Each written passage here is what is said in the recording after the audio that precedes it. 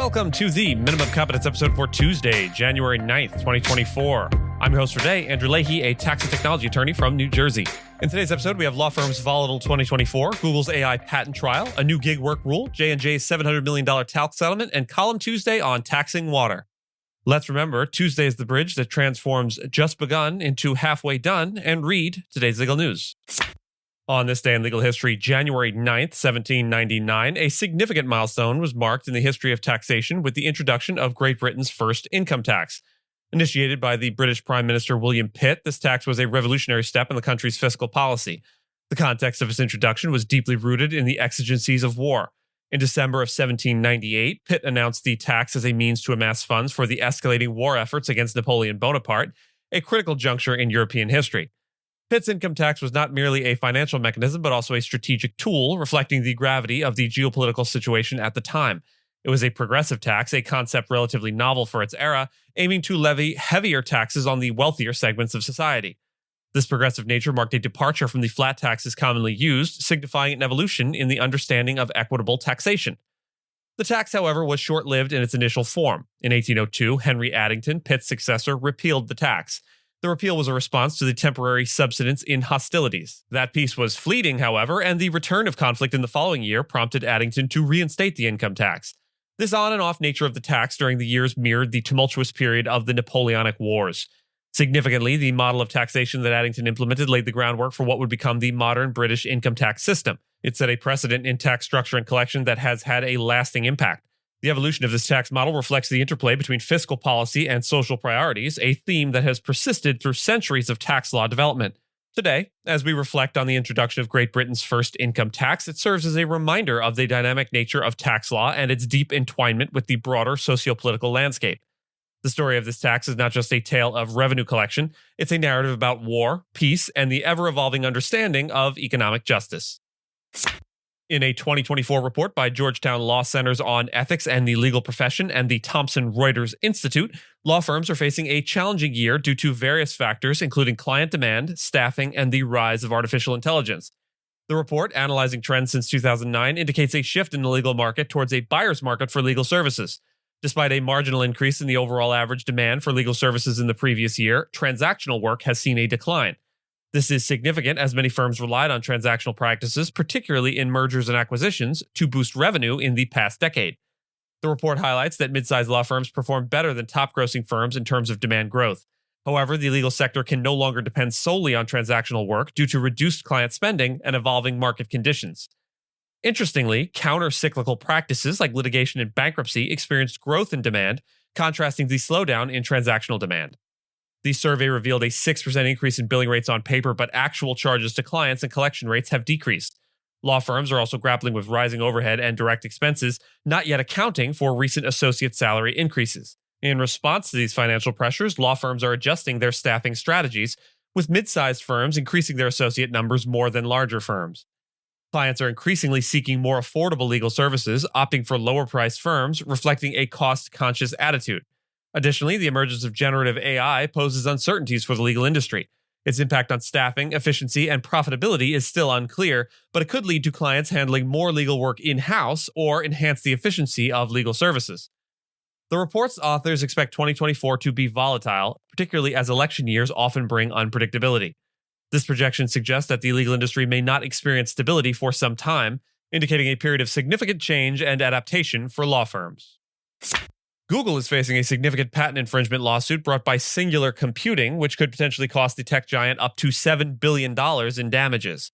The lawsuit, set to be tried in a federal court in Boston, accuses Google of infringing patents held by computer scientist Joseph Bates, the founder of Singular Computing. Bates alleges that Google used his patented technology in its processors to enhance AI features in various services such as Google Search, Gmail, and Google Translate. Google has responded by questioning the validity of Singular's patents and asserting that its processors were independently developed over many years. The company has also argued that its technology operates differently from the patented technology of Singular. In parallel, a separate legal proceeding is underway where a U.S. appeals court in Washington will hear arguments on whether Singular's patents should be invalidated, a case that Google appealed from the U.S. Patent and Trademark Office. The trial, expected to last 2 to 3 weeks, centers around Google's tensor processing units introduced in 2016 and subsequent versions in 2017 and 2018. These units are crucial for Google's AI capabilities, including speech recognition and content generation. The outcome of this trial could have significant financial and technological implications for Google. The Biden administration, through the U.S. Department of Labor, has issued a new rule that aims to redefine the classification of workers as employees instead of independent contractors. This move, set to affect industries reliant on contract labor, including trucking, manufacturing, healthcare, and app-based gig services, is anticipated to increase labor costs significantly. Under the new rule, workers will be considered employees if they are, quote, economically dependent on a company, a shift from the previous Trump administration's regulation, which allowed more flexibility in classifying workers as contractors. The rule, which takes effect on March 11th, has sparked concern among business groups and is expected to face legal challenges. It is designed to combat the misclassification of workers, a common issue in industries such as construction and healthcare, but its impact on gig economy companies like Uber and Lyft has attracted the most attention. These companies have expressed concerns, but also believe the rule won't necessarily lead to their drivers being classified as employees. Acting U.S. Labor Secretary Julie Su emphasized the importance of this rule for low-income workers who would benefit from employee legal protections, such as minimum wage and unemployment insurance. However, some business groups argue that the rule goes too far, potentially depriving millions of workers of flexibility and opportunity. Mark Friedman of the U.S. Chamber of Commerce criticized the rule for its potential to create confusion and inconsistency in worker classification, potentially leading to costly legal battles. Despite these concerns, the Labor Department will evaluate factors like a worker's chance for profit or loss, the level of control a company has over a worker, and the relevance of the work to the company's business to determine employee or contractor status. Johnson & Johnson, also known as J&J, has tentatively agreed to pay approximately $700 million to settle an investigation by over 40 U.S. states into claims that it improperly marketed its talc-based baby powder without adequately warning about potential health risks. This settlement aims to prevent potential lawsuits that allege J&J concealed links between its talc powder and various cancers. The agreement, still in finalization, follows J&J's failed attempts to use bankruptcy courts to settle numerous lawsuits accusing it of hiding the health risks of its baby powder. The litigation, which has been ongoing for a decade, has had a noticeable impact on J&J's stock price and overall market performance. Initially, J&J had proposed a $9 billion settlement for all current and future baby powder claims through a bankruptcy filing of one of its units. The company had previously set aside $400 million to resolve U.S. states' consumer protection claims, which was increased following mediation. However, the proposed settlement does not include suits by Mississippi and New Mexico, which are seeking higher settlements due to their ongoing litigation efforts. These states argue for significant damages based on the extensive sale of baby powder without cancer warnings over several decades. J&J faces broader legal challenges beyond this settlement, with over 50,000 lawsuits alleging that its talc-based products, contaminated with asbestos, pose a cancer risk. Despite maintaining that its products do not cause cancer and appropriately marketing its baby powder for over a century, J&J has faced numerous court losses and large damage awards. In response to declining sales and ongoing litigation, J&J discontinued its talc-based powders in the US and Canada in 2020 and pledged to replace talc with cornstarch in its products globally by the end of the previous year. In my latest column, I explore the potential of tax policy as a solution to address the critical issue of water depletion. Water, our most finite resource, has been overexploited for decades, leading to alarming groundwater depletion in the United States since 1900. As climate change disrupts the distribution of freshwater resources, tax policy emerges as a possible remedy. Drawing inspiration from the success of the Pajaro Valley's water tax, which effectively curbed water usage while mitigating saltwater infiltration and crop destruction in the California desert, I delve into the implications of such a tax on a broader scale. Overuse of aquifers goes beyond water depletion. It can result in aquifer failure, which is often difficult and expensive to repair. Tax policy, a tool for making resource users bear the true cost of their actions, is especially pertinent to address the tragedy of the commons observed in groundwater use. By internalizing the cost of water extraction and its associated damages, a water tax can incentivize responsible water use. However, the effectiveness of a water tax not only lies in its implementation, but also in wise investment of the revenue generated. I propose allocating funds towards promising technologies like hydro panels that generate clean drinking water from the air, as well as improving existing water transport, storage, and recapture systems.